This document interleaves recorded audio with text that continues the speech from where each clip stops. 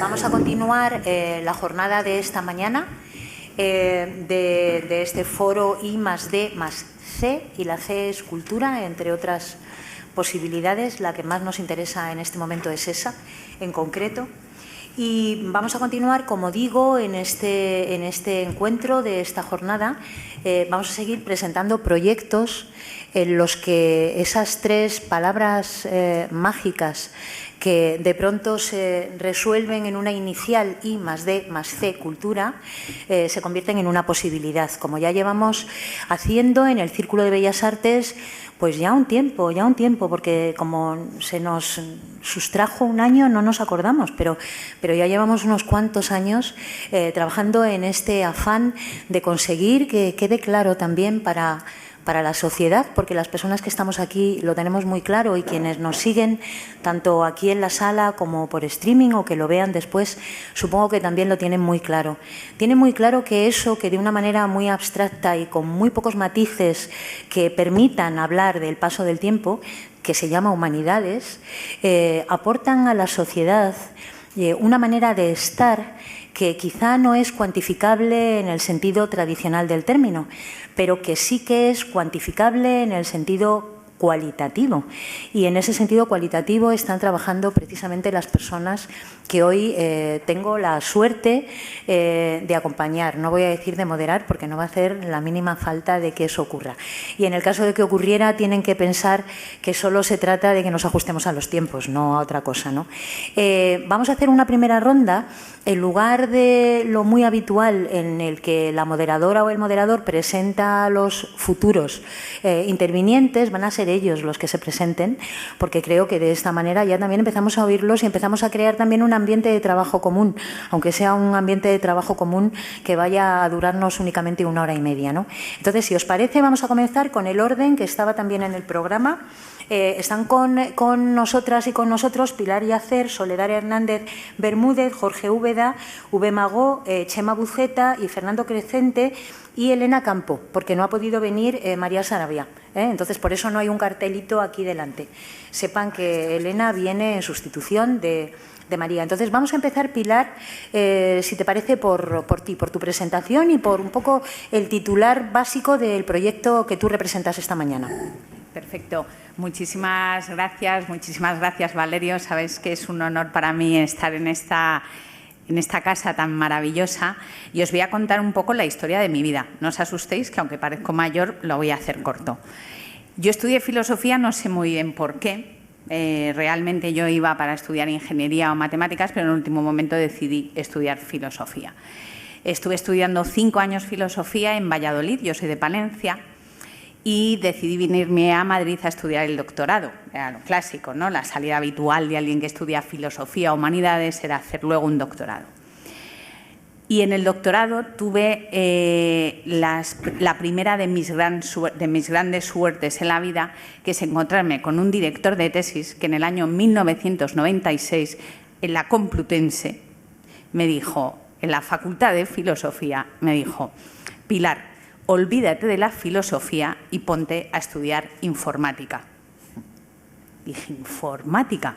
Claro, los que hemos estudiado filosofía y hemos estudiado 3 años de lógica, después, como yo he sido muy obediente, por supuesto, me puse a estudiar informática, entendemos la correlación que hay tan profunda entre la lógica, la filosofía y los que diseñan los algoritmos. Estudié los cursos de doctorado y empecé con mi tesis doctoral. Pero el mundo universitario me aburría un poco.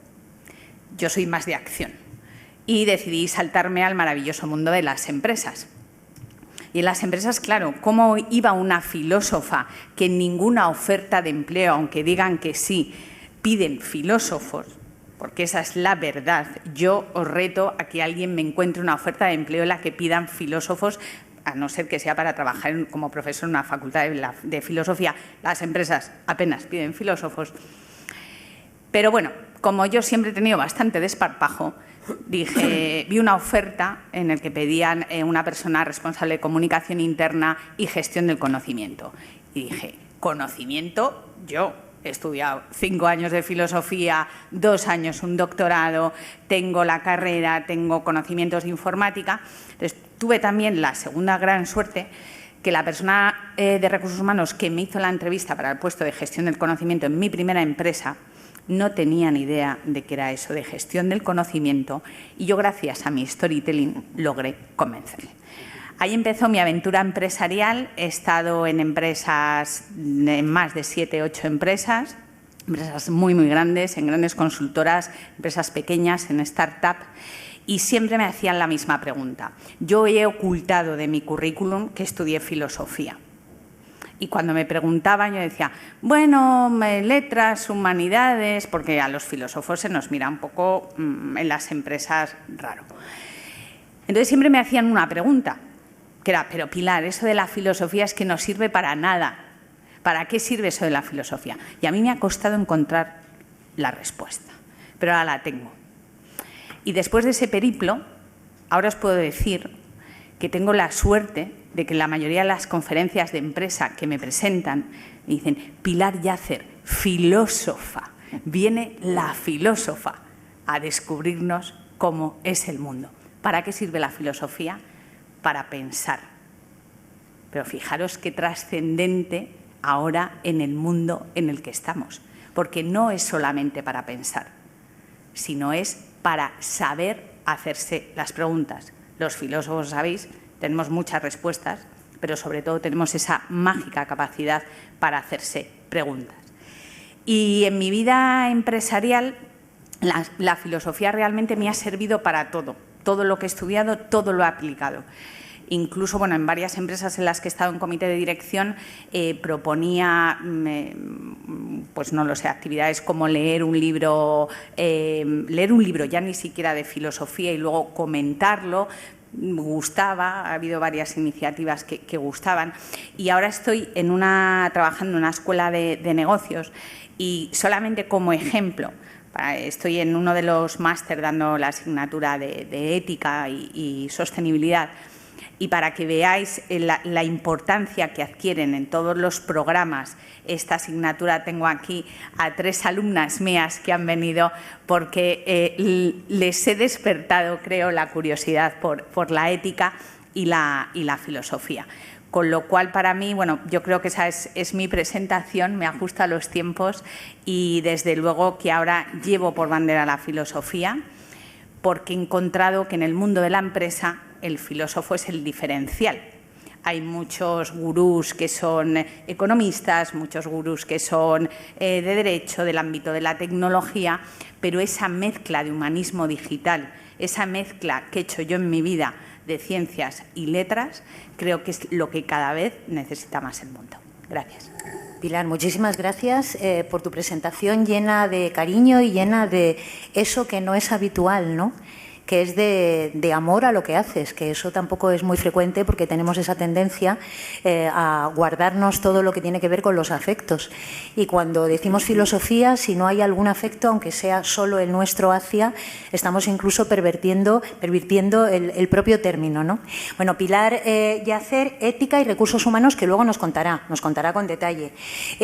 Algo así solo podía pasar en un espacio como este, el Círculo de Bellas Artes. Y por tanto tengo que darle las gracias una vez más porque insistamos en que esto siga estando, ¿no?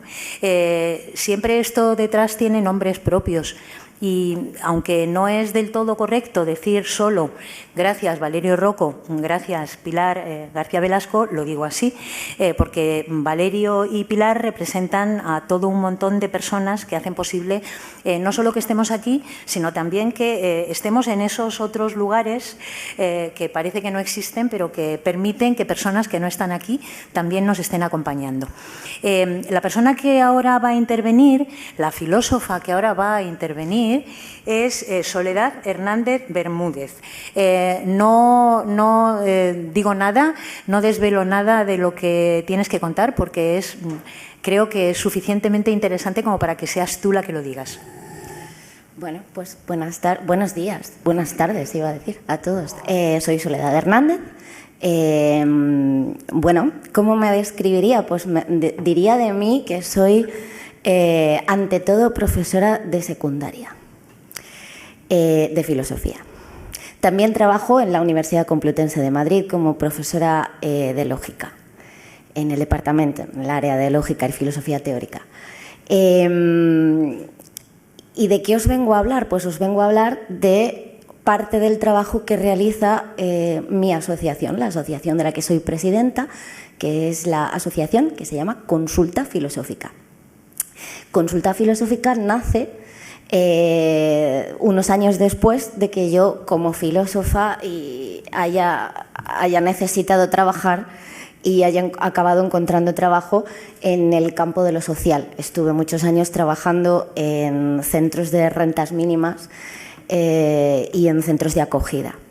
Y en estos centros vi que si la filosofía ya me parecía más que necesaria en mi día a día, en mi cotidianeidad, desde luego a los demás también parecía serles útil la filosofía. Con lo cual, después de todos esos años de ver ciertas carencias, ciertas necesidades de dialogar sobre muy diferentes cosas, incluidos los afectos, pues decidí crear una asociación que divulgara la práctica filosófica.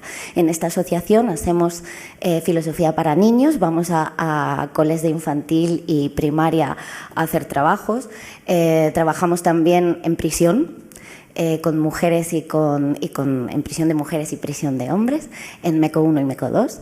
Hemos trabajado también con diversos centros, por ejemplo, centros de trabajo con personas con diferentes capacidades, problemas de salud mental, Asperger, etcétera, etcétera, bipolaridad, esquizofrenia, paranoia, etcétera, etcétera.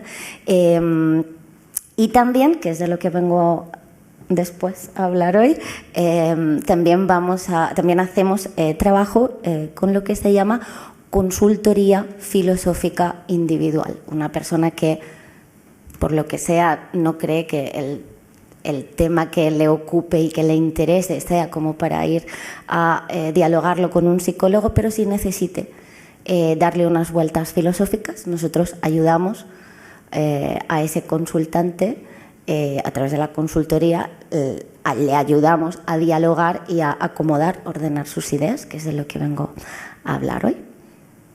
Muchísimas gracias. Creo que nos estamos todos poniendo así como nerviosos, sabiendo que el tiempo va a ser muy corto y no vamos a poder oíros contar toda la cantidad de cosas que ya están flotando sobre el ambiente.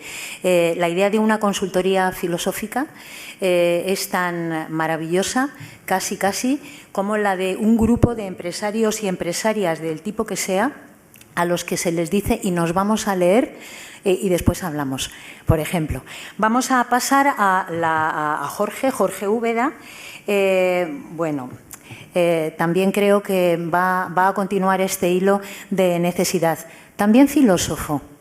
No sé si hace mucho tiempo que no estamos en una mesa, sí, ¿no? Así tantos. Está siendo una experiencia. Fuera de los cenáculos filosóficos. Sí. Bueno, pues nada, muchas gracias al Círculo y a Valerio y a Pilar por la invitación. Cuando me planteaba, bueno, tengo que explicar por qué estoy aquí, pues siempre pienso que eso, pues que lo expliquen los que me han invitado, ¿no? Que yo, pues he dicho que sí, pero no sé muy bien por qué estoy aquí y en parte es verdad. A mí también me ocurre muy parecido a Pilar y a Soledad, que lo que os tengo que compartir tiene mucho que ver con la propia biografía, ¿no? Yo también me formé como filósofo y luego inmediatamente pues quise enseñar todo aquello que había aprendido, ¿no? Porque bueno, pues el filósofo es un poco filósofo-profesor, profesor de filosofía, son dos cosas muy íntimamente unidas, ¿no? Y mientras iba haciendo la tesis, porque me interesaba la investigación, pues trabajé durante unos años en un colegio dando clases de secundaria y bachillerato. Y ahí me di cuenta de que la filosofía, sin ser, diríamos, el núcleo principal de intereses de muchos de mis alumnos y de mis alumnas, sin embargo sí que era un interés que muchos y muchas de ellas manifestaban como algo que necesitaban, pero a lo que no se querían dedicar, ¿no? Y que por tanto, bueno, pues eso me empezó a hacer pensar en la idea de cómo aproximar, ¿no?, la filosofía al público sin la necesidad de tener que pasar pues, por todos estos rollos académicos, etcétera, por los que es muy importante pasar y por los que a algunos nos divierte y nos interesa, pero que efectivamente eso es para una minoría de personas, ¿no? Y bueno, se me cruzó en el camino la posibilidad de poner en marcha un proyecto que se llamó la Escuela de Filosofía, que todavía sigue existiendo y del que luego podemos hablar. Lo dirigí 10 años, estuve en su fundación y lo que hacíamos era pues, aproximar la filosofía desde donde está, que eran las aulas académicas fundamentalmente, a donde no estaba, que era en la vida de las personas que tenían interés en ello, pero que por su trabajo, por su dedicación, por su profesión, por su especialidad, pues no podían dedicar tiempo a ella. Entonces creamos el espacio de la Escuela de Filosofía para producir, diríamos, ese encuentro, ¿no? Eso me fue conectando también con este mundo de cómo hacer que el aprendizaje y la enseñanza de la filosofía pues pueda ser accesible, ¿no? a públicos muy diferentes. En la Escuela de Filosofía o en Transfilosofía, que es una iniciativa que lidero ahora, pues nos dirigimos fundamentalmente al mundo profesional, al mundo de los empresarios, empresarias, ejecutivos, un mundo más profesional, ¿no? Pero hemos ido haciendo cosas también en entornos muy parecidos a los que habla Soledad, ¿no? Con personas con alguna discapacidad intelectual, en prisiones también. Y también diríamos que parte de mi trabajo ahora es variado, ¿no? Esta idea de llevar la filosofía más allá de sus fronteras académicas pues me llevó hace 8 años a poner en marcha la Fundación Promaestro, que es una fundación que nos dedicamos a fortalecer la profesión docente, y lo hacemos precisamente con la idea de trasladar, ¿no?, la práctica reflexiva, es decir, cómo reflexionar sobre la propia práctica docente como un elemento de mejora del sistema, ¿no? Y entonces, bueno, pues eso es también una manera de traducir, ¿no?, de traducir muchas cuestiones que tienen que ver con lo filosófico en contextos diferentes, ¿no? Y entonces, bueno, pues una especie de pluriempleado de muchas cosas, de mí mismo también, pero siempre con esta línea de trabajo de hacer que la filosofía la llevemos de donde suele estar a donde no suele estar, y sobre todo también que el enfoque de ese llevarlo, de ese enseñarlo, tenga en la persona, ¿no?, su principio fundamental. Pues muchísimas gracias. A lo mejor a la pregunta de ¿para qué sirve la filosofía? Hay que contestar así para empezar, para no ser serviles. A lo mejor es que esa es la cuestión, ¿no? Hubert Marot tiene que contarnos. Bueno, es bonito cómo lo han presentado dentro del foro, prácticas argumentativas y pragmática de las razones. En fin, esto sí que es ya la necesidad extrema, así que aprovecha el tiempo. Bueno, muchas gracias por haberme invitado. Estoy encantado de estar aquí, rodeado de filósofos, que es algo que de todas formas me pasa a menudo. Y si tuviera que juzgar por mi experiencia, llegaría a la conclusión de que el 70% de las personas son filósofos, pero supongo que es un sesgo como otros cualesquiera. Siguiendo el ejemplo de mis compañeros, voy a describir un poco mi trayectoria, voy a contar brevemente en qué consiste mi proyecto de investigación, y voy a insistir sobre todo en el aspecto de aplicación al ámbito de la empresa, y sobre todo en algo muy importante, es que no son dos cosas distintas, sino que mi proyecto de investigación en filosofía me lleva a determinado ejercicio en el ámbito de la empresa. Yo también me formé como filósofo, pero he de decir que soy un filósofo raro. Ser un filósofo raro no me diferencia del resto de los filósofos, todos somos raros. Es el modo de ser raro lo que me diferencia de los demás, y es que yo me dediqué en el siglo pasado, me dediqué a la lógica formal, que es una cosa muy peculiar dentro del mundo de la filosofía, y con el cambio de siglo cambié y evolucioné hacia la teoría de la argumentación, que es una disciplina relativamente joven, sobre todo porque en el mundo académico somos muy conservadores, y joven puede querer decir solo 50 años, por ejemplo. Así que pasé de la lógica formal a la teoría de la argumentación, que es un campo inter- y transdisciplinar que estudia las prácticas argumentativas. Y las prácticas argumentativas son aquellas prácticas en las que ocupa una posición importante pedir, dar y examinar razones. ¿Por qué pasé de la lógica formal a la teoría de la argumentación, y más específicamente a la teoría de los argumentos? Pues tiene que ver con una cierta búsqueda o necesidad de sentir que lo que hacía era precisamente útil.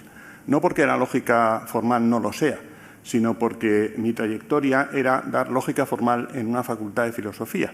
Y cualquiera que haya hecho eso sabe que es cualquier cosa menos gratificante. Así que a mí me preocupaba hacer algo que realmente sirviera a mis estudiantes para hacer cosas, aunque luego se iban a dedicar a diversas ramas de la filosofía, como la ética, la estética o la metafísica. Me interesaba tener una herramienta que realmente sirviera para analizar de forma realista argumentos y poder evaluarlos desde distintas perspectivas, lógica, dialéctica y retórica. Y así fue como empecé a leer y a formarme en teoría de la argumentación, y actualmente es lo que enseño en la facultad, bueno, y lo que me toque dentro del reparto como a todos, pero con lo que me siento más identificado es justamente con la teoría de la argumentación. A partir de ahí, como he dicho, lo que yo buscaba era desarrollar herramientas que permitieran analizar los argumentos. Y eso llevó a poner en marcha el proyecto de investigación que ha mencionado Marifé, el de prácticas argumentativas y pragmática de las razones. El título ya sugiere un distanciamiento bastante notable del planteamiento habitual en lógica. Esto es, yo no digo que no haga lógica, digo que si digo que hago lógica puede mover a error por una cuestión, y es que la lógica actualmente se entiende por tal, básicamente, una teoría de las inferencias, y yo no hago una teoría de las inferencias.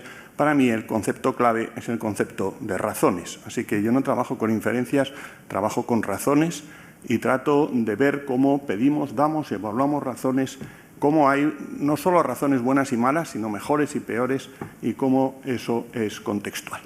Y para eso, dentro del proyecto, pues desarrollamos una serie de herramientas que no voy a contar en esta primera presentación, y me dediqué a lo que hay que hacer, que es analizar argumentos. Es la manera de aprender a analizar argumentos, analizar cientos de argumentos. Y empecé analizando argumentaciones pues de la prensa, que es lo que uno tiene más a mano. Después pasé a argumentaciones filosóficas, porque ya he dicho que el 70% de mis amigos son filósofos.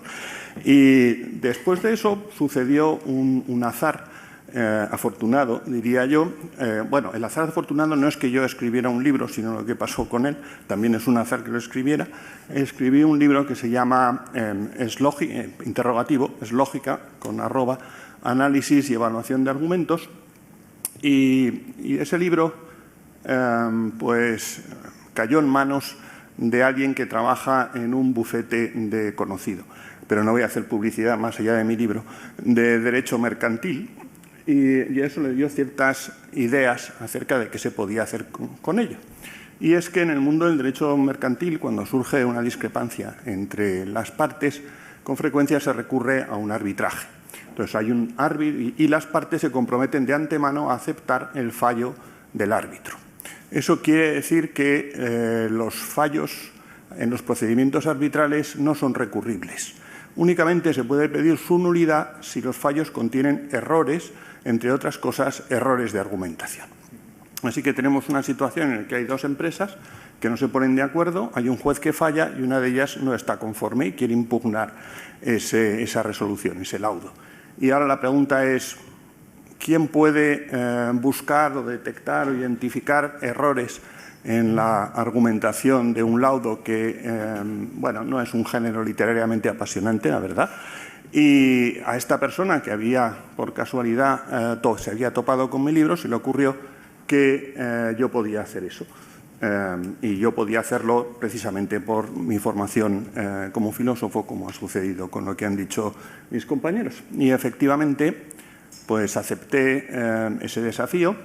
Hice el ridículo en el siguiente sentido, que me preguntaron cuánto iba a cobrar, y usé el estándar de lo que cobramos los profesores de filosofía. Entonces, al rato me llamaron y me dijeron, sube el precio porque si no, el cliente no se lo va a creer. Y una de las cosas que he aprendido es que los filósofos nos valoramos en poco, en general. Es verdad que, como decía Pilar, en el mundo de la empresa es difícil que te valoren, pero nosotros yo creo que nos incluso infravaloramos más. Bueno, el caso, en resumidas cuentas, es que ya he hecho, es un poco anecdótico, pero me parece interesante, he hecho un par de peritajes lógico-argumentativos de laudos arbitrales. Ya he aprendido a cobrar cantidades razonables y me siento muy satisfecho, más allá de la cantidad razonable, precisamente porque lo que yo quería era hacer algo desde la filosofía que tuviera una utilidad que fuera más allá del mundo académico, y creo que en esta modesta medida lo he conseguido. Muchas gracias. Muchas gracias por tu generosidad, contándonos también incluso los detalles internos de todo un proceso.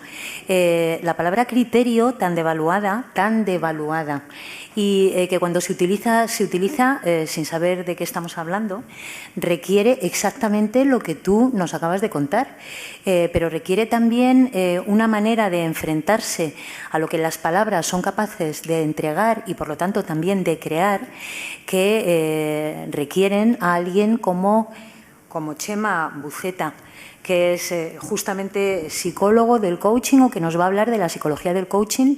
En esta primera parte nos va a hacer la misma presentación que sus compañeros y luego seguimos. Txema. Bueno, muchas gracias por la invitación. En mi nombre y en el de la universidad a la que represento aquí, la Universidad Nacional de Educación a Distancia, de la que soy profesor titular desde hace ya pues casi 40 años, la verdad. No sé, como no soy filósofo, no sé si realmente soy un poco intruso en esta sala, pero en cualquier caso me alegro mucho porque estoy aprendiendo un montón y espero aprender mucho más e irme de aquí en el metro reflexionando sobre lo que estáis contando, que me parece apasionante, ¿no? Nuestro proyecto realmente es un curso de título propio en el que la universidad se embarcó. Yo soy el director de este proyecto, el máster en Psicología del Coaching. Se embarcó la universidad en 2008, un poco ante la preocupación de un mal uso de esta etiqueta, tras la cual pues, ha habido mucho vendedor de humo y sigue habiendo, ¿no? Entonces se trataba de hacer un curso que fuera atractivo, evidentemente, que pudiera sobrevivir, pero sobre todo dándole un fundamento científico, el que aporta la psicología científica, para dignificar realmente esta profesión o esta herramienta que, bueno, pues que incorporan muchas personas para su crecimiento personal o para liderar equipos, en fin, en definitiva, pues para optimizar su funcionamiento. Entonces, este proyecto funciona desde 2008, hablaré luego un poquito más de él.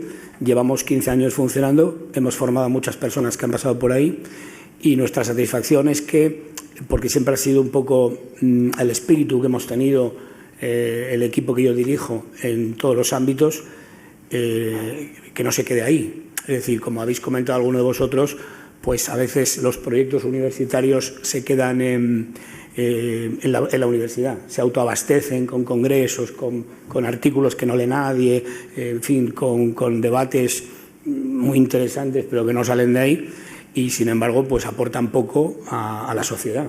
Entonces no es incompatible la universidad con el trabajo aplicado, es más, precisamente los conocimientos que aporta la universidad deben servir para que los profesionales pues hagan mejor su trabajo, en definitiva, ¿no? Y este es un poco la dinámica. Nuestros alumnos son mayores en general, mayores, es decir, no hay chicos de 20 años, son más bien personas que en un momento dado quieren enriquecer su formación y bueno, pues eso también le da a este proyecto pues un carácter bastante interesante, porque no tenemos personas que vienen ahí simplemente porque tienen que cumplir el trámite de asistir a clase, como pasa hoy en día en muchos casos en la universidad, sino que realmente la motivación de los que asisten pues es bastante alta. Por mi parte nada más. Muchas gracias por la invitación y seguimos adelante. Seguimos, Txema, Sí. muchísimas gracias. Bueno, es que yo no sé si ustedes han pensado alguna vez, seguro que sí, pero si se han detenido a ver las consecuencias de esto que voy a decir.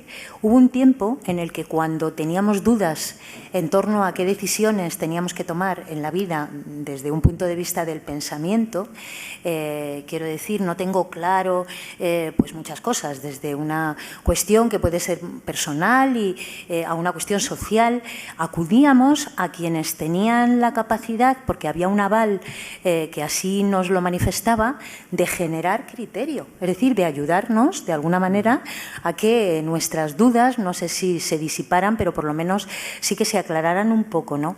Y se ha perdido completamente esa idea de un modo general, porque el espacio casi natural para que eso ocurriera era la universidad o esos lugares donde el pensamiento se supone que efectivamente iban más allá de sí mismos. Es decir, había una vocación, como la propia universidad tiene, ¿no?, incorpora en su palabra, de universo, de universal, ¿no? En fin, ¿en qué mundo nos hemos metido en el que estamos dando vueltas alrededor de nosotros mismos? Por eso me parece, de verdad, y lo vuelvo a decir, tan absolutamente importante un encuentro como este, un foro como este, esta jornada y las que lleva habiendo y las que esperemos que continúen, porque no solo nos sirven para que conozcamos los proyectos, que al final podría ser un catálogo de cosas que se hacen, interesantes, menos interesantes, todas ellas interesantes, es que es también una llamada de atención. Y creo que además Chema ahora ha tocado exactamente ese punto, ¿no? Bueno, ahora le toca a Fernando Crecente y a Elena Campo. Acuérdense ustedes, aquí había un cartel que era María Sarabia, pero no ha podido venir, no es que ella no tenga nombre, ella es Elena Campo, también pensando en quienes nos están escuchando, porque esto es interesante, hay mucha gente que nos escucha y que luego quiere ponerse en contacto con algunos de vosotros porque le ha parecido importante, porque tiene un interés especial, ¿no? Bueno, no sé cómo vais a repartir el tiempo, cómo lo vais a hacer, si primero habla uno, luego el otro, como queráis. Pues venga. Bueno, pues bien, muchísimas gracias a los organizadores por habernos... No sé si está puesto. ¿Sí? Ah, pues acércate un poquito más, que no sé. Más que nada porque como se está, ¿sabes? ¿Ahora? Está. Bueno, pues decir que muchísimas gracias a los organizadores por habernos invitado. Y yo creo que nos pasa un poco como mi compañero Chema, porque nosotros no somos ni psicólogos ni filósofos, nosotros somos economistas e ingenieros. Pero bueno, lo que vamos a tratar un poco aquí nosotros es el aspecto humano, digamos, que tienen los emprendedores. Me presento yo un poco así para que tengáis un poco la concepción. Yo represento a la Universidad de Alcalá, soy el director de la escuela... ¿Ahora? ¿Ahora ya sí? Ya. Soy el director de la escuela de emprendimiento de esta universidad, y allí lo que hacemos precisamente es formar a los alumnos en emprendimiento, pero no en la visión clásica de emprender, de crear una empresa, que eso es lo que todo el mundo piensa, sino nosotros vamos a lo que es el emprendimiento y al intraemprendimiento, es decir, que cualquier alumno puede desarrollar cualquier proyecto, creando una empresa dentro de una propia organización o, ¿por qué no?, desarrollando sus propias iniciativas personales. Y es un placer, o tengo esa suerte de que en estos años que llevamos con la escuela, pues hemos visto muchos proyectos, tanto empresariales, pero no solo desde el punto de vista tecnológico, sino, por ejemplo, nos llama la atención los proyectos que hace la gente precisamente de humanidades, que son proyectos muy valiosos y muy buenos, que los contaremos un poco ahora. Y bueno, el proyecto que vamos a contar en la segunda parte pues tiene que ver con lo que comentaba, con la parte social del emprendedor y todo lo que es el emprendimiento de carácter sostenible. Muchas gracias. Paso la palabra. ¿Vas a hablar tú ahora o después? No, para que se presente. ¿Quieres ahora? Bueno, muchísimas gracias por habernos invitado a este foro tan interesante, en este marco tan maravilloso en el centro de Madrid. Y lo primero, pues excusar a la vicerrectora de Relaciones Institucionales y de coordinación de la Universidad de Alcalá, que la estoy sustituyendo, ¿no? Entonces, pues, como ha dicho Fernando, cuáles son los ideales y las funcionalidades que se desarrollan en el proyecto. Y ya pues simplemente mencionar un poquito sobre mí, porque me conozcáis, ¿no? Mi trayectoria, pues soy ingeniera, he trabajado durante 25 años en el ámbito de la cooperación internacional. Actualmente soy la directora para la cooperación y para la sostenibilidad universitaria en la Universidad de Alcalá, y ahí, como decía Chema, pues parte de las funciones o de los ideales que tenemos desde el vicerrectorado es poder establecer un nexo entre la sociedad en la que vivimos y la academia, ¿no?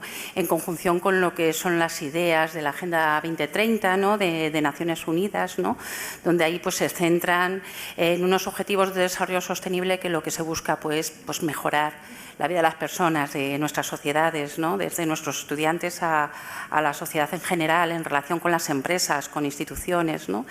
Y bueno, pues también, pues a lo mejor pues tendríamos que pensar, también plantearnos cómo dentro de estos objetivos de desarrollo sostenible, pues pensar en cómo las humanidades, ¿no?, y la cultura también son objetivos, ¿no?, y lineamientos, ¿no?, que nos van a ayudar a mejorar el mundo en el que vivimos. No interrumpo más. Muchas gracias. No interrumpes absolutamente nada, todo lo contrario. Estamos encantadas, todas las personas, de escucharos. Bueno, estamos en un foro en el que se trata de presentar proyectos desde los que explicitar que las humanidades aportan a la sociedad valores propios que todavía no están asumidos cuando hablamos de transferencia.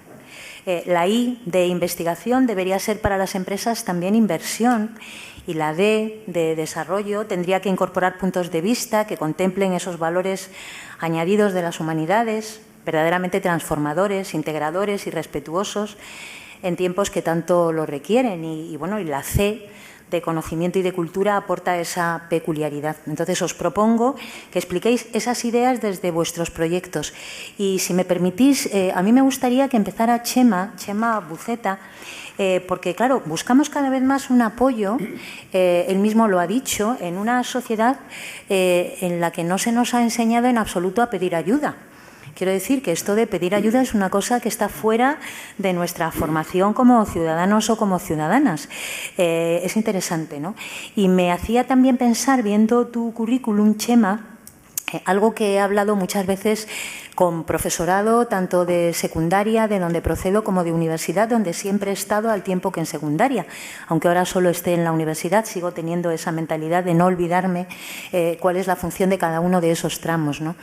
Y es que, por ejemplo, en la primera parte de nuestra formación obligatoria, hasta el bachillerato, hasta que entramos en bachillerato, o sea, todo lo que es la ESO, es muy frecuente que los estudiantes hagan música, hagan deporte, un montón de historias. A medida que vamos subiendo, ya entramos en el bachillerato, todo ese valor que tiene mucho de sociabilidad, que tiene mucho también de aprender a trabajar con los demás, se va perdiendo.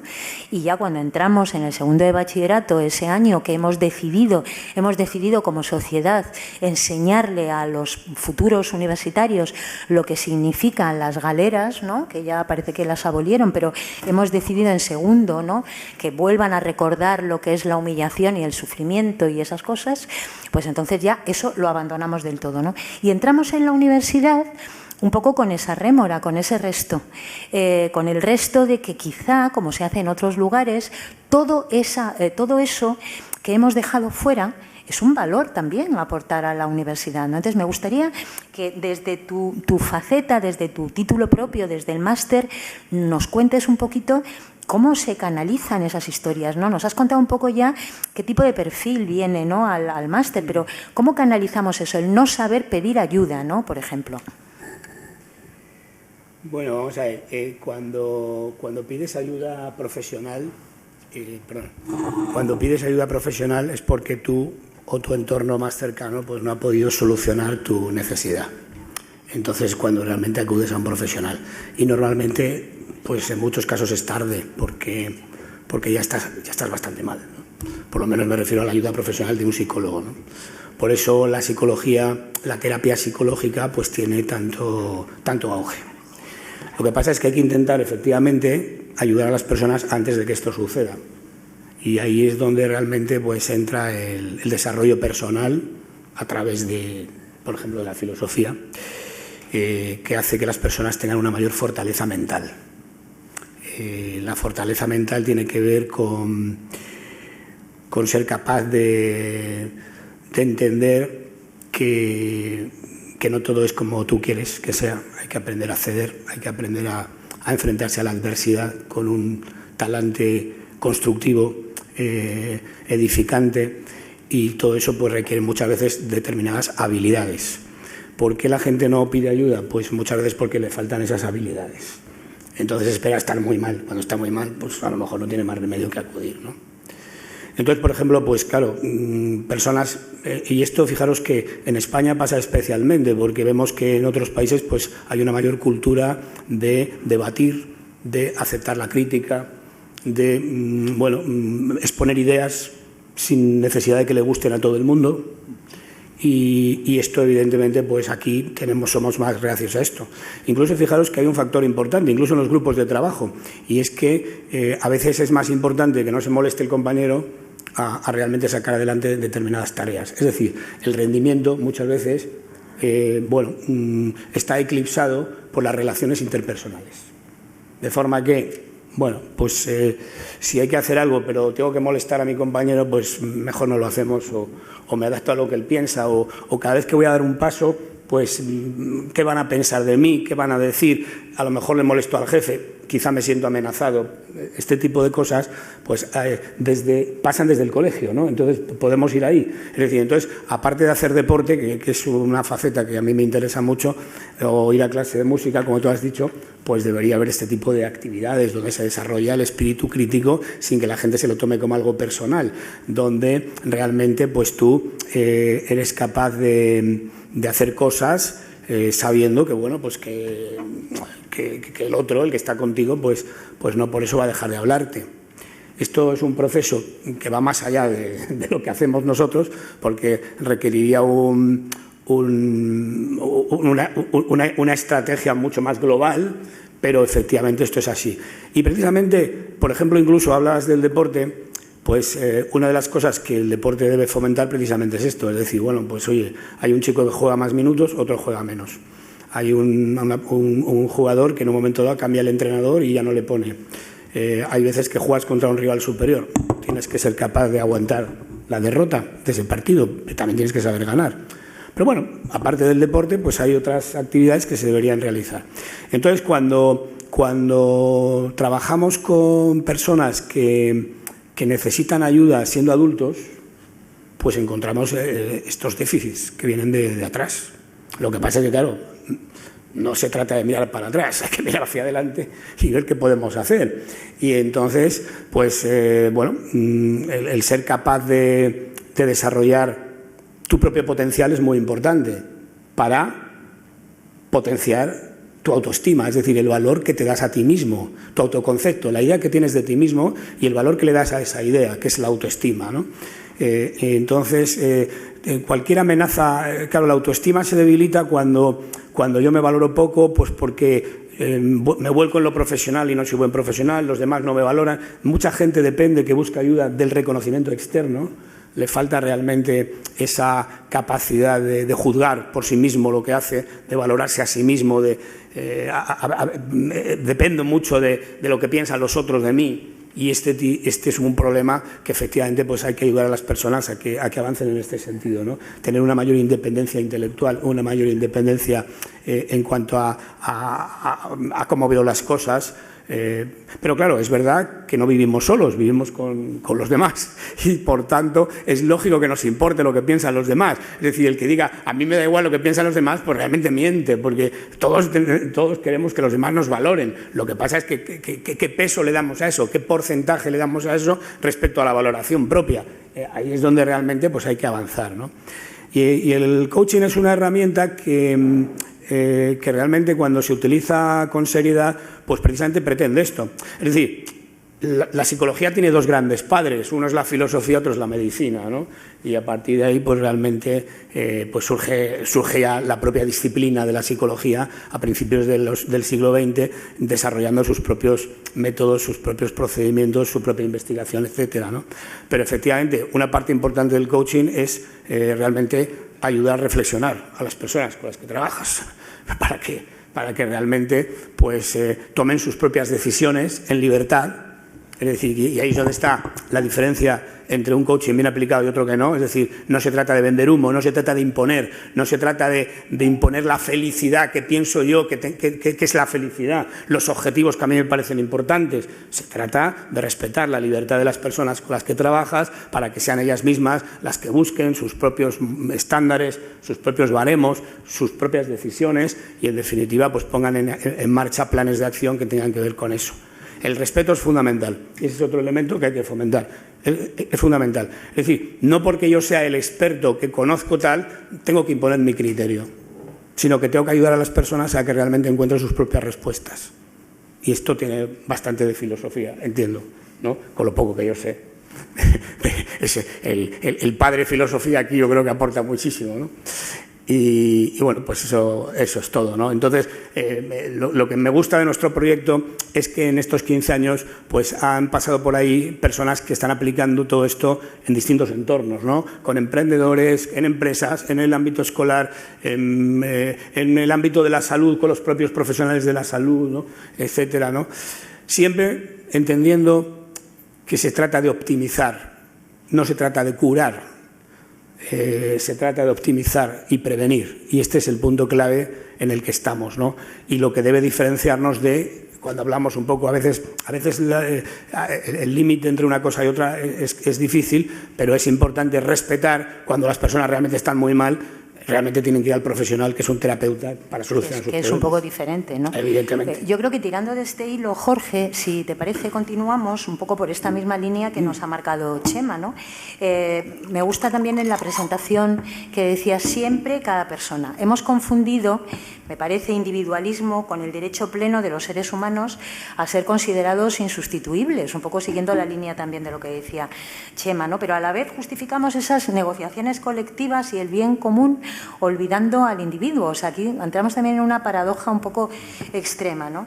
Tu experiencia con personas con distintas capacidades en centros penitenciarios, en fin, me recordaba a lo que María Zambrano llama figuras del fracaso.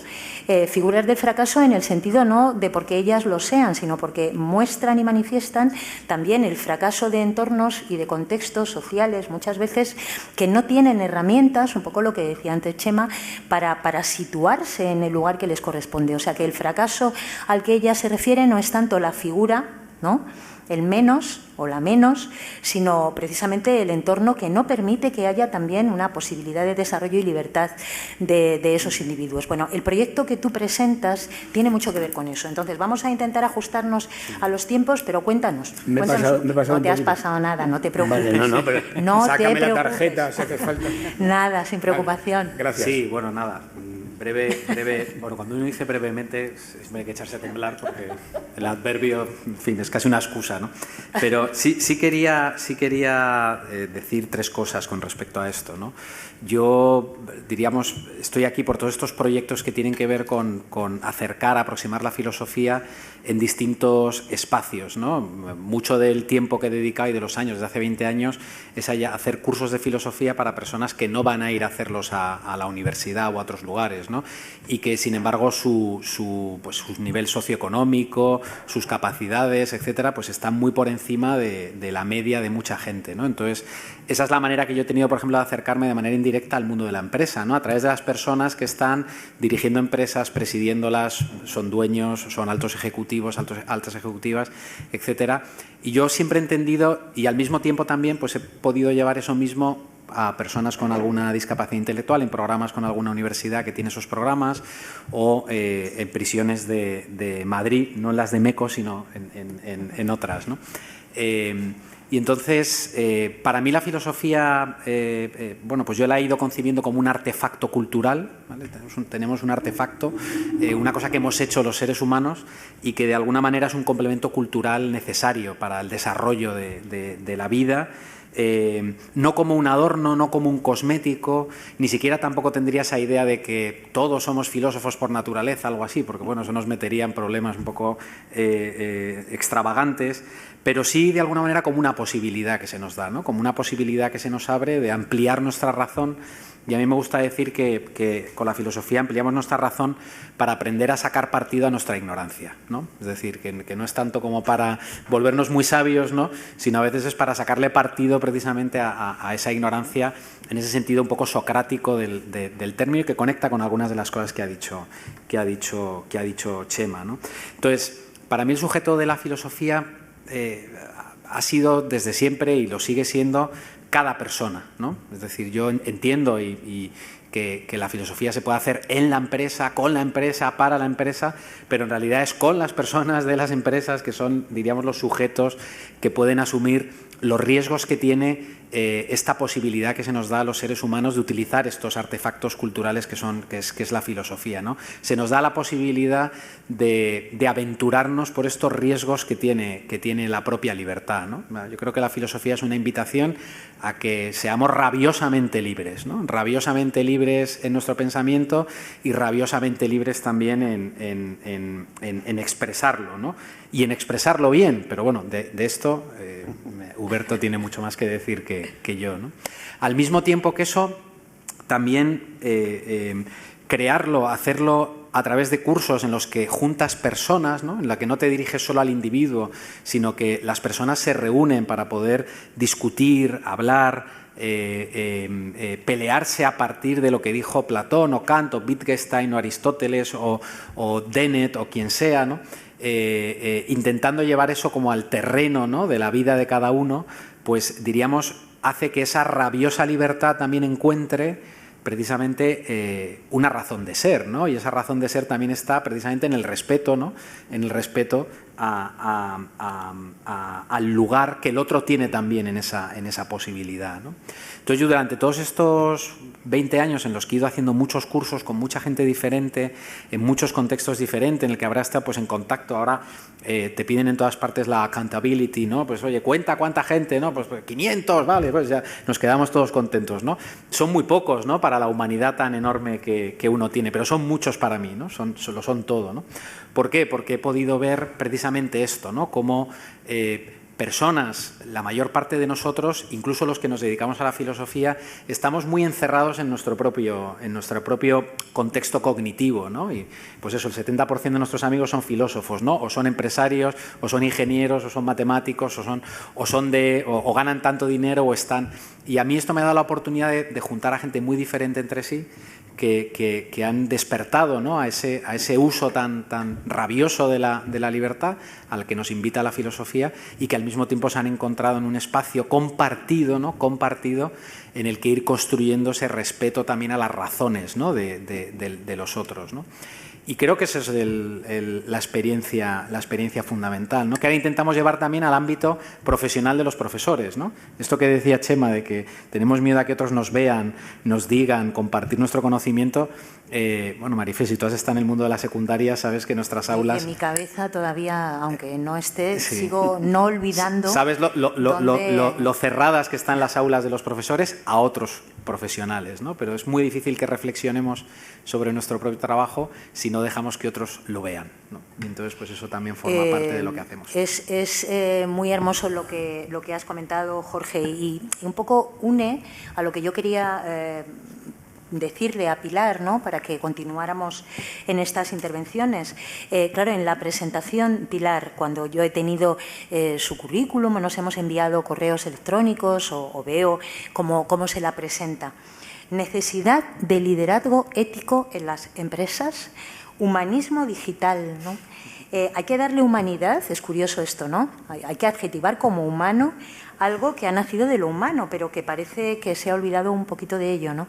Es muy interesante ver estos dos términos unidos, humanismo digital, porque parece que es una redundancia y sin embargo no lo es. Pilar. Perfecto. Pues básicamente mi proyecto vital ha sido sacar a la filosofía del lado oscuro y llevarla al mundo de la empresa, porque realmente pienso y realmente lo sé, porque tengo más de 20 años de experiencia profesional en diferentes empresas, que la ética y la filosofía en las empresas es muy rentable y las puede ayudar a crecer, no solamente de forma exponencial, sino de forma ética y sostenible. Pero veo siempre como dos bandos, ¿no? El bando de los filósofos, qué malos son los empresarios, qué mala es la tecnología, que nos va a sustituir los robots malos, y veo el ámbito de la empresa que dicen, bueno, vienen ya estos filósofos a hablarme de Aristóteles, Wittgenstein, Kant, que no entiendo absolutamente ni una palabra. Entonces, siempre mi proyecto vital ha sido acercar la filosofía al mundo de la empresa. ¿Y cuál era la forma más fácil de hacerlo? Pues yo hice una tesis doctoral en la Facultad de Filosofía de la Complutense. Insisto mucho en esto porque es súper tradicional. De hecho, yo creo que la mía fue una de las pocas que se leyó que no fuera de Platón, Aristóteles o estos grandes de la filosofía, porque mi director de tesis me dijo, haz algo que te sirva. Entonces dije, Vale, pues voy a hacer algo que me sirva. Entonces me dediqué a estudiar la situación de la ética en las empresas del IBEX 35 a partir de los instrumentos éticos que tenían las empresas. Y ahí descubrí que la ética en las empresas no va más allá de un PDF. No más allá de un PDF. Hilándolo con lo que habéis dicho, ¿qué son las empresas? Las empresas son las personas que trabajan en las empresas, con lo cual el enfoque de la ética ligado a los instrumentos éticos tiene sentido, sí, para los de marketing que hacen presentaciones estupendas o que les dan premios de buen comportamiento, pero sobre todo donde teníamos que atacar, o yo pienso que hay que atacar, es en la parte de cómo se gestiona a las personas y cómo las personas actúan en las empresas. Por eso he desarrollado una teoría, un modelo de liderazgo ético con 8 propiedades. Lo publiqué en mi segundo libro, el de por qué recursos humanos debería ser como Netflix. Ahí desarrollo toda la teoría de liderazgo ético, pero sobre todo ese es el proyecto. En mi tesis doctoral identifiqué unos indicadores para medir el comportamiento ético de los directivos. Pero también me he dado cuenta que cuando llegas a las empresas y empiezas a hablar de ética, enseguida se ponen nerviosos o te mandan al departamento legal. Entonces, yo se lo explico muchas veces a mis alumnos y a todo el mundo, digo, la ética es algo tan sencillo como cuando uno tiene que tomar una decisión entre lo que es bueno, lo que es malo, lo que es justo y lo que es injusto, y lo que es verdadero y lo que es falso, ahí ya estás en el horizonte de la ética. Y eso es la toma de decisiones. Y eso provoca una serie de dilemas morales, de dilemas éticos, para hacer más rentable a mi empresa, pongo a los empleados en el centro, pero a la primera de cambio, pues, por ejemplo, Google acaba de despedir la semana pasada a 12.000 empleados. ¿A quién pongo en el centro? ¿Qué valoro? Eso es una decisión ética. Con lo cual, para mí, insisto muchísimo en el cómo el liderazgo, en cómo esa fuerza, esa toma de decisiones, esa comunicación tiene que estar aterrizada al terreno de la ética. Yo siempre me pregunto por qué las facultades de filosofía, todas las tesis doctorales tendrían que estar ahora mismo focalizadas en aspectos críticos para la humanidad, como es todo lo relacionado con la tecnología, con la inteligencia artificial, con la toma de decisiones, con los sesgos que tienen los algoritmos. Entonces, es el momento de verdad de la filosofía y es el momento de incrustarla en las empresas. ¿Por qué? No porque van a ser más buenas las empresas o porque van a construir una sociedad más justa, que eso también está bien. Las empresas, no nos olvidemos que tienen un objetivo, que es ser rentables. Y la filosofía y la ética lo que les ayuda es al cómo ser más rentable, porque eso nos va a dar en las empresas un comportamiento, esta palabra tan de moda, sostenible, que valga en el medio y en el largo plazo. El buen comportamiento, el comportamiento justo, en un mundo de fake news, tener la parte de pensamiento crítico, que para mí es fundamental, ejercitar un buen pensamiento crítico, la parte de argumentación, y eso darle el valor.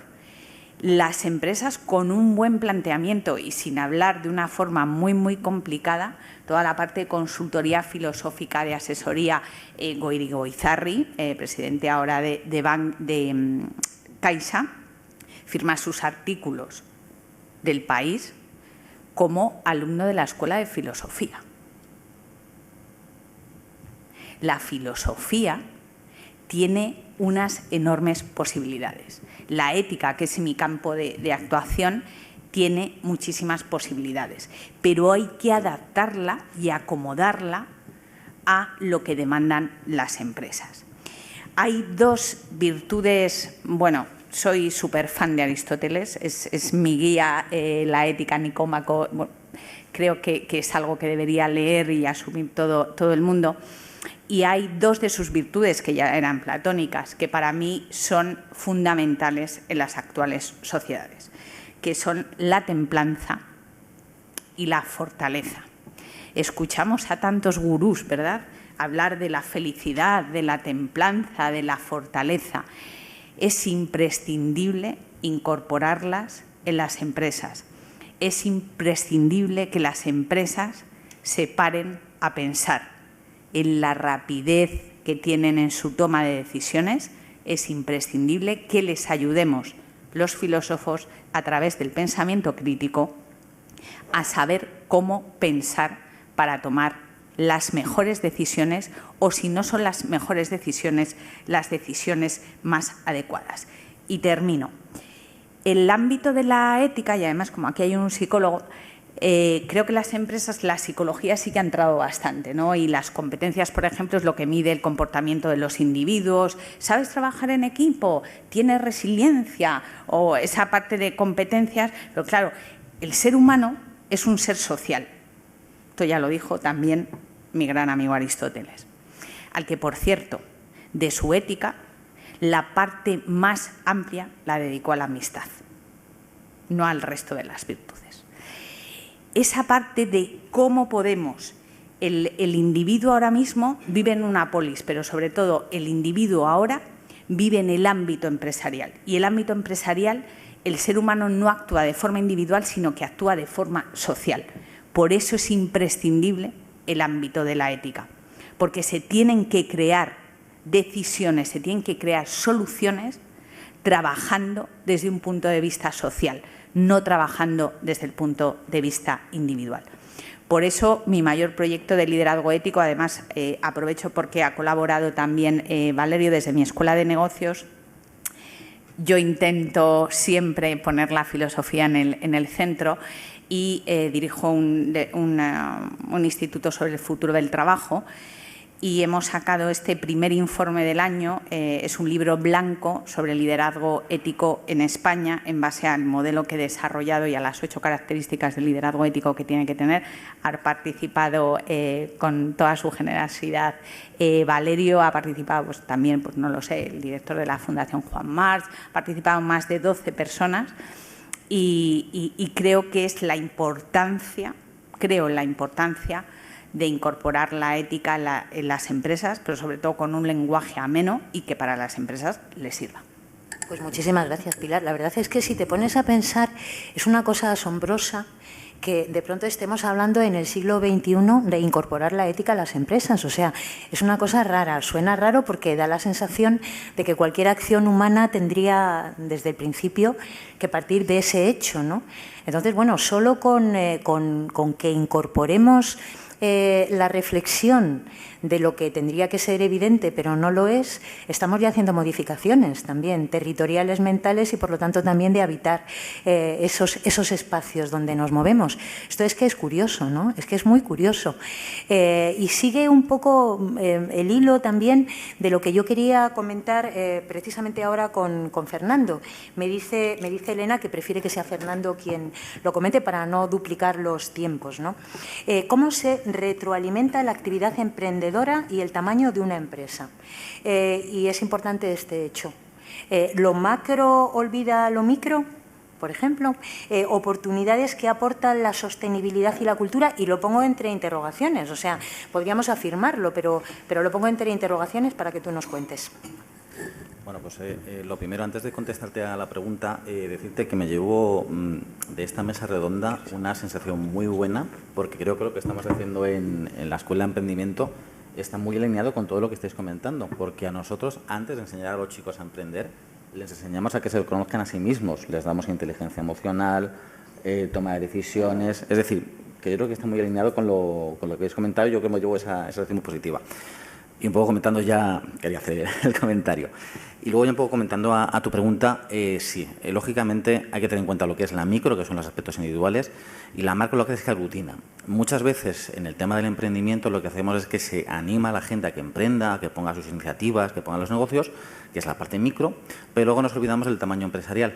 Es decir, esa gente que ha montado una empresa, que les hemos apostado por ellos, que gestionen esa incertidumbre, luego tienen que sobrevivir, tienen que crecer.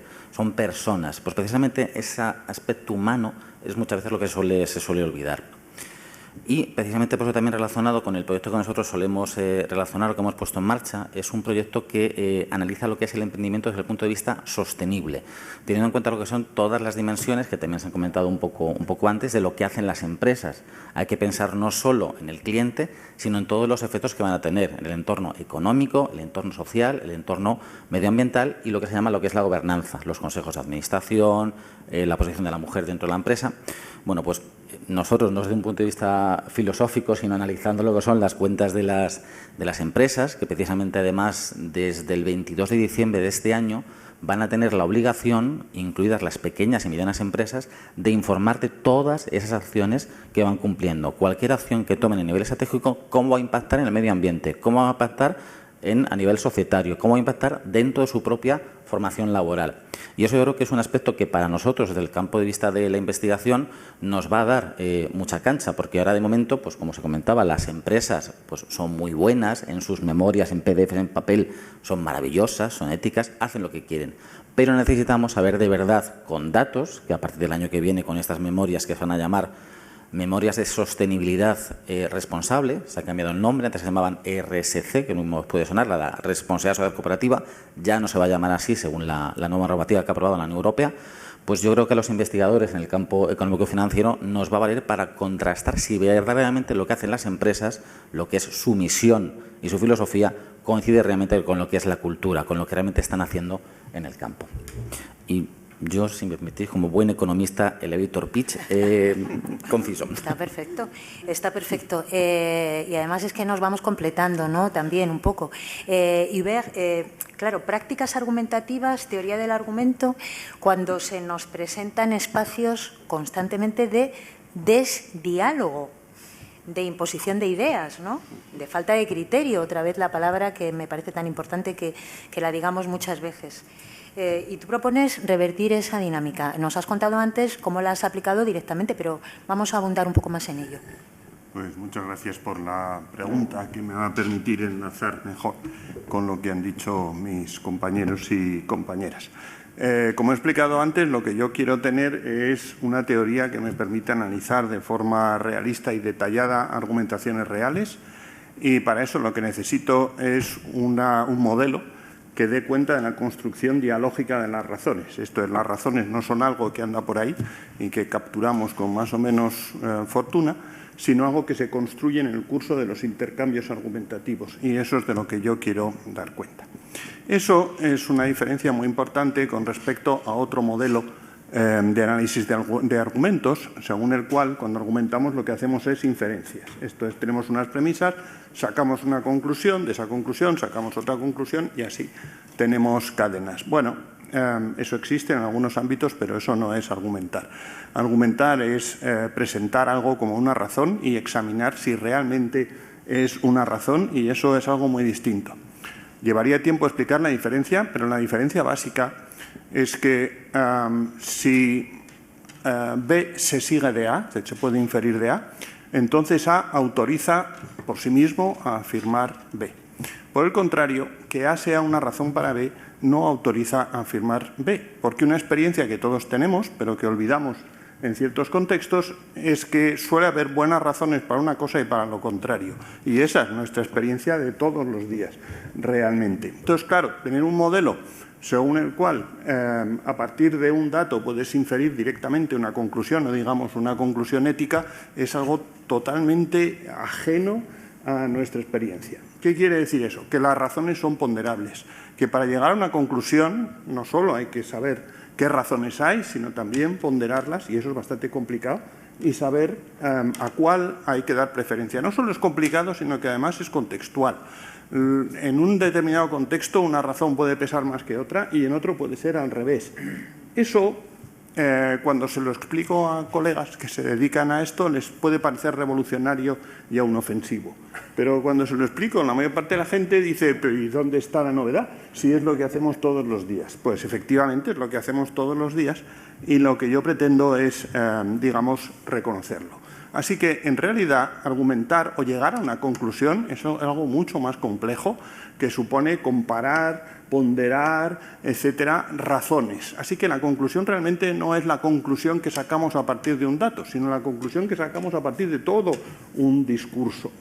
Y ahora, para no extenderme, para que vean los economistas que también somos capaces de cierta contención, voy a enlazar con algo que ha dicho Jorge, que me parece muy importante, que él ha destacado, lo he apuntado, el respeto a las razones de los otros. Y eso es algo que tiene que ver con lo que estoy exponiendo por lo siguiente. Si uno piensa que las conclusiones se siguen a partir de los datos, cuando uno ha encontrado unos datos de los cuales supuestamente puede inferir una conclusión, realmente no necesitas escuchar al otro. ¿Para qué? Solo va a introducir confusión, ¿no? Hay un Espirrón, me parece el que lo cuenta, y dice más o menos lo siguiente: el juez no debería escuchar a las dos partes, porque si la primera parte ha conseguido establecer su pretensión, la segunda sobra, y si no lo ha conseguido, también. Sin embargo, en los juicios se escuchan a las dos partes. ¿Por qué?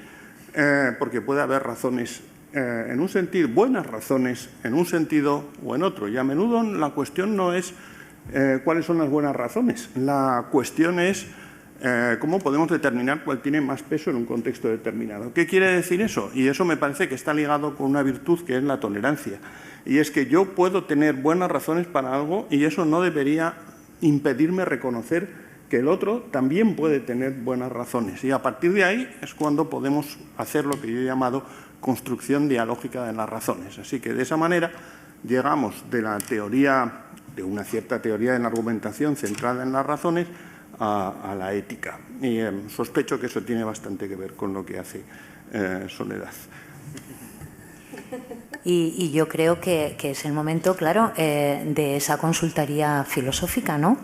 En fin, no por ser la última, no es igual, es exactamente igual de importante, y la he dejado además a propósito también, ¿no? Para que esa consultoría filosófica, es un concepto también como para pensarlo, ¿no? Cuando siempre la palabra consultoría la hemos asociado pues a temas empresariales, económicos, tengo que hacer la declaración y voy a la consultoría, en fin, esas cosas así, ¿no? Y de repente consultoría filosófica. Nos has contado antes, pero tienes ahora el turno para desarrollar aquello que te parezca pertinente. Bueno, pues ¿qué es la consultoría filosófica? Pese al nombre, que no sé si me gusta. No es más que un tipo de ayuda más, pero una ayuda cotidiana, una ayuda de acompañamiento. Yo diría que muchas veces lo intentamos que nuestros mejores amigos, nuestros colegas del trabajo nos hagan de gran oreja, que escucha y no juzga, ¿no? Y esto es un poco lo que intenta hacer el consultor, sin juzgar a la persona, pero juzgando sus razones, criticando sus razones, trabajando con sus razones. Es por ello que la consulta filosófica individual es una reflexión entre dos personas, dialogada, orientada a clarificar primero preguntas, luego conflictos, luego retos, inquietudes existenciales o no de la persona. Es un diálogo que se caracteriza por intentar al menos ser una conversación entre iguales, aunque esto es difícil a veces, porque el que comanda un poco la conversación es el filósofo asesor. Evidentemente esto no me lo he inventado yo, tiene historia. Nace ya en el 78 con Koestenbaum, luego evidentemente todo el mundo conoce a Achenbach en el 82, todo el mundo ha leído el Más Platón y menos Prozac de Lumarinov, etcétera, etcétera. Hay corrientes con las que puedo estar más de acuerdo, menos de acuerdo, pero existe desde hace mucho tiempo. ¿Cuál es la metodología? Pues se puede trabajar de manera presencial, que es como yo lo prefiero, porque también hay que, para trabajar las razones, los argumentos, hay que mirar mucho la expresión de la persona, y cuanto más cerca la tengamos, más cerca tenemos su cuerpo, que también nos dice un montón de cosas. Entonces yo la prefiero presencial, pero existe también online, se puede hacer online. Evidentemente, y desde hace un tiempo estoy trabajando en darle una serie de información previa, por ser la consultoría filosófica individual, algo muy desconocido todavía en España.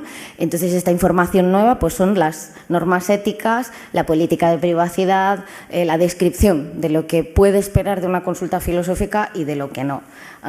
Tiene una metodología evidentemente y eminentemente práctica. Se trata de dialogar, de hacer un diálogo filosófico, mayéutico, socrático e irónico.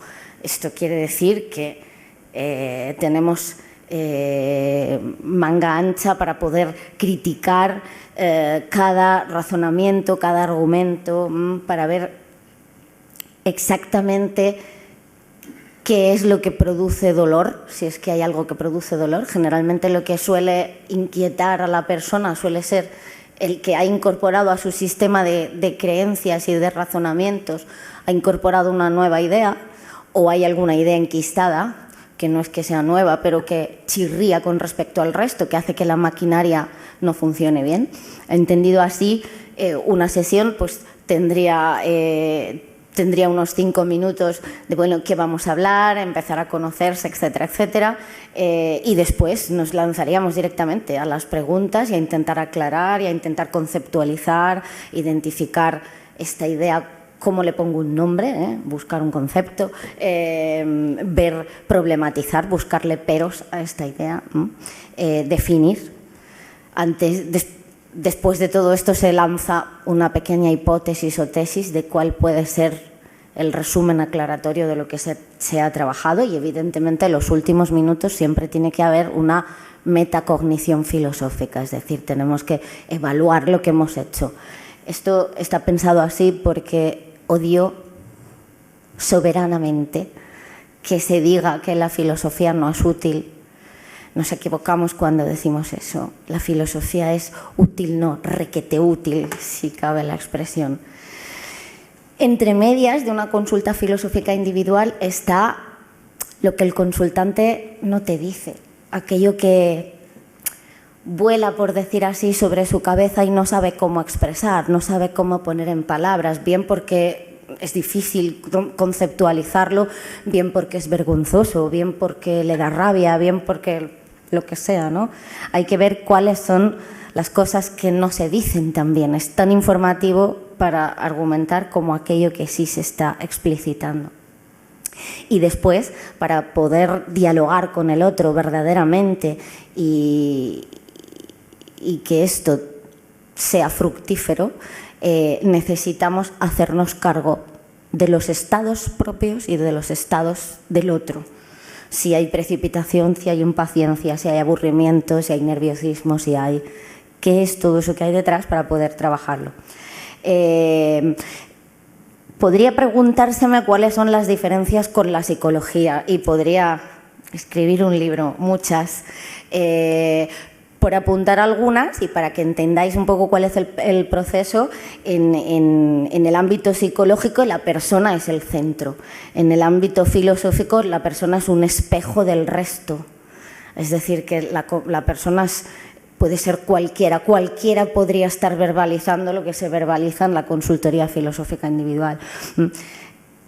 Bueno, hay muchísimas, no me quiero extender, hay muchísimas diferencias más. Utilizamos herramientas, porque considero que hay 4 dimensiones en el ser humano a trabajar: la dimensión existencial, ser uno mismo; la dimensión intelectual, pensar por uno mismo; la relación emocional, reconocer, tener emociones propias y reconocer las ajenas y aprender a trabajar con ello; y la dimensión social, que es hacer todo esto anterior con los demás.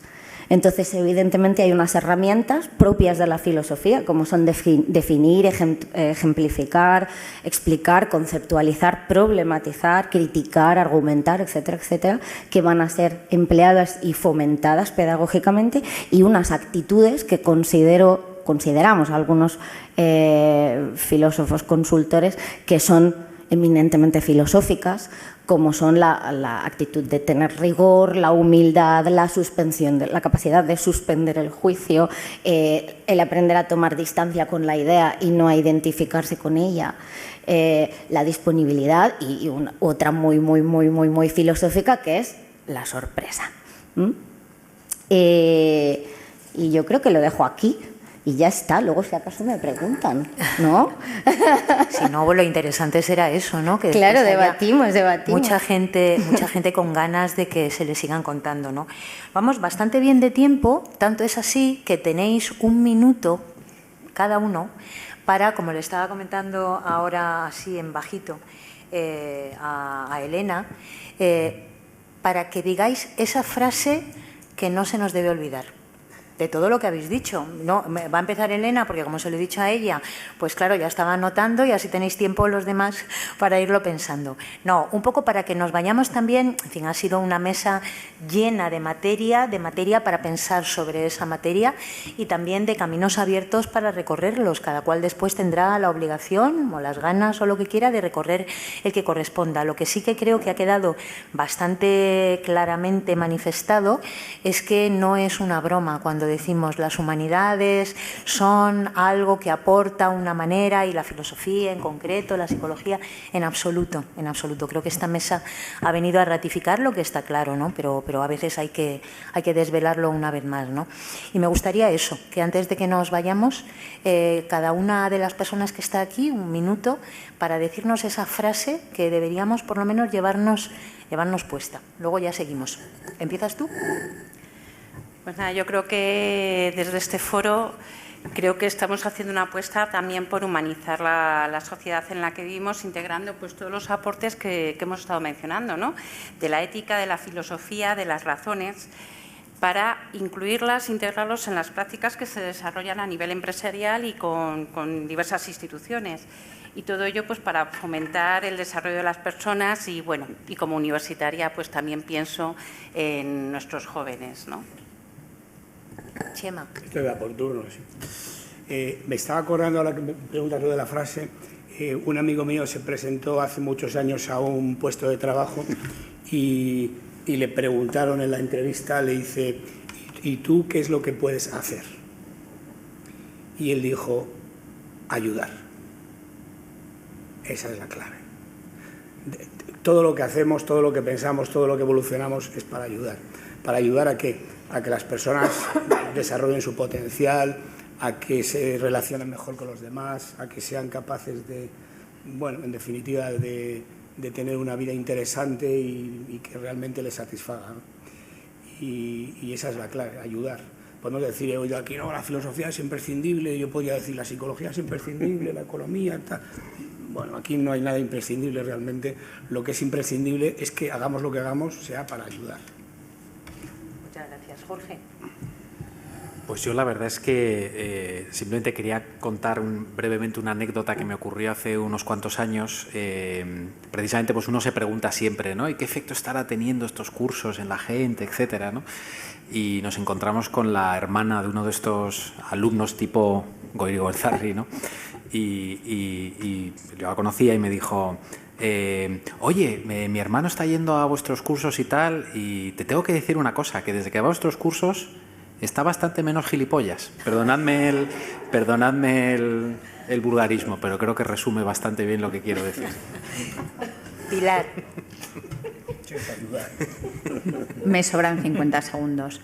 No hay viento favorable para el que no sabe dónde ir. Séneca. Iber. Bueno, pues en esta ocasión no te agradezco la pregunta porque no tengo ni idea de qué puedo decir, así que bueno, pero voy a decir algo. Vale.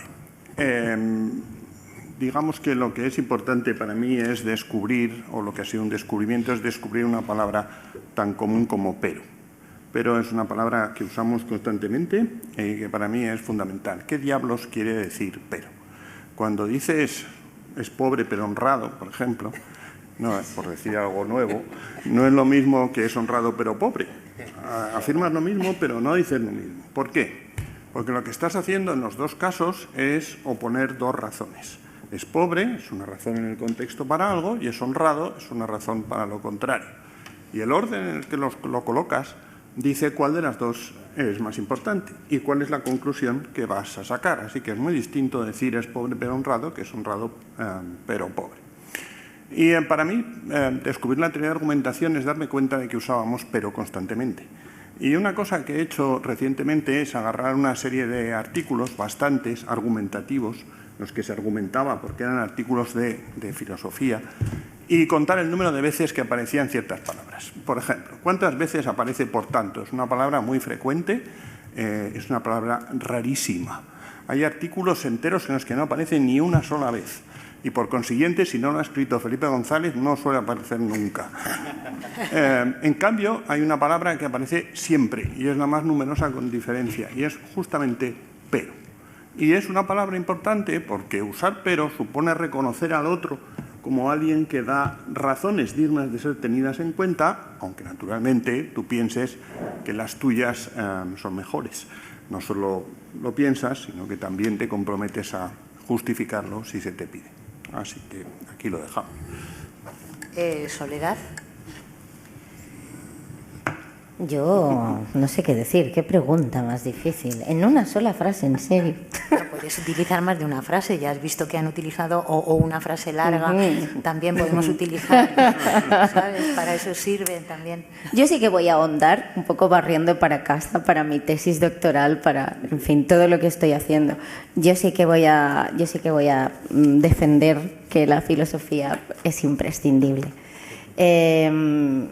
Y lo voy a hacer porque creo que sin comprometerse con las razones de los demás y con las ideas y las razones propias no se va a ningún lado. En todo caso, podría decir, si me dejáis que me ponga poética, que se sobrevive, pero para vivir de verdad necesitamos comprometernos con nuestras ideas y comprometernos con los razonamientos y las ideas de otro.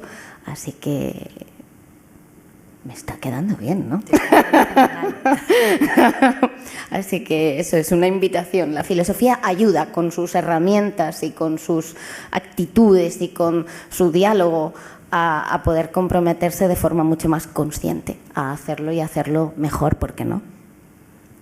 Pues muchísimas gracias a todas y a todos. Bueno, habréis visto que somos absolutamente también, ¿no? También serios a la hora de aceptar el tiempo que se nos ha cedido.